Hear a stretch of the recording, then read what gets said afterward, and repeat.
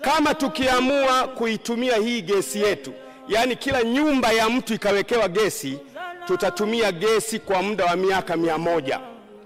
Miaka 100. Hii ni data ya serikali, kwamba tukiamua, kwa mfano, Mheshimiwa Mwenyekiti, kila nyumba ya Mtanzania tutengeneze bomba la gesi kama ilivyo Ulaya, kama lilivyo bomba la maji linalotoa maji ndani ya nyumba ya mtu, tuingize bomba la gesi kwenye kila nyumba ya Mtanzania.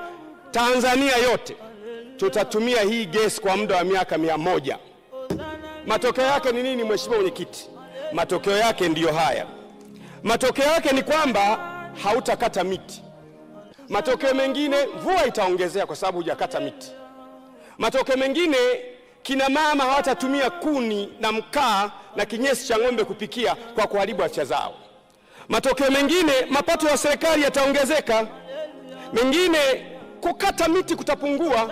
Lakini mradi unaofanya ili ukusababisha kupata hela ndio mradi unaopa kipaumbele. Lakini kwa nini hatujayaangalia hayo? Ni kwa sababu ya kukosa mpango wa muda mrefu.